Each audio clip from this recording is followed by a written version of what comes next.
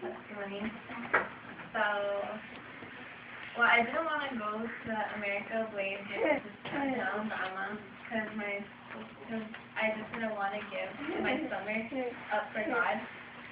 And I didn't want nothing to do with him. I didn't want to, like,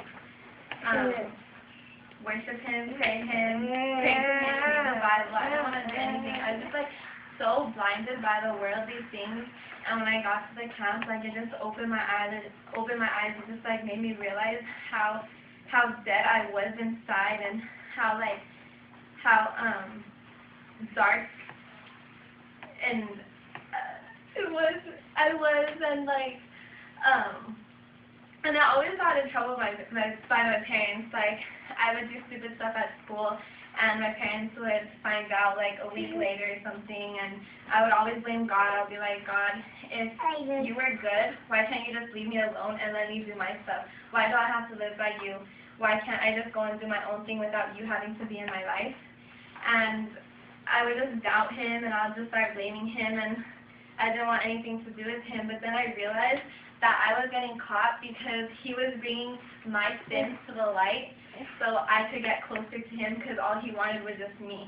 He didn't want anything else. He just wanted me to be like, here I am, God, I surrender to you. I lay my life down right now to you, and that's all.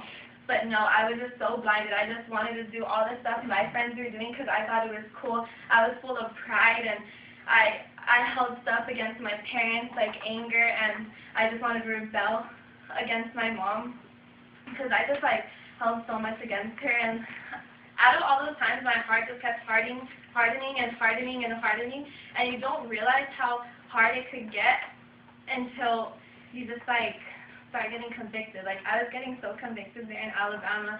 Like, I felt God, one night I was just, like, laying on the floor. I was crying so much, and I felt the pain that I was putting my parents through the past 2 years of high school, and I was just weeping, and I never cared on what they felt. But then when I felt that pain, I was like, wow, I was that stupid, I was that selfish of me to be able to go and do what I wanted to do and not care what he did. But not only that, I was ignoring God and him putting his son down to the earth, getting on that cross, putting thorns in his head, putting nails in his feet, getting mocked and ridiculed by the crowd. And not once did I think about that. Like, I just put that so far back in my daily agenda that I didn't think once about that.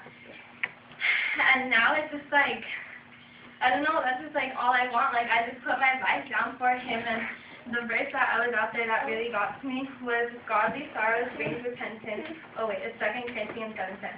Godly sorrows brings repentance that leads to salvation and leaves no regret, but worldly sorrows brings death. And that is basically what happened to me. I regretted so much. I was just so dead because of the world. But no, when I brought my stuff to God, I just felt light. I just felt happier, and everything was just like better. I started feeling his love that he had for me. I didn't think I had a purpose in life. Like, I was just like, why am I even here? I just feel so, like, down and depressed, and why am I even here? And then he showed me that I have a purpose in life, and it's not to stay silent. It's to spread his word and not to stay silent. And that's what I want to do now. Like, I just want to, first, because Nathan Morris came to our church, and he said, you have to take one soul before you start spreading it to, like, the whole world, you know? And, like, that one soul that came was, like, to my family. Like, I just want to bring the message that I heard about God and Jesus dying on the cross, and I just want to tell my family everything he did, because none of them realized it, and it, like, really hurts. Like, yeah. But, that's what I had for tonight, and I will let Alexis come.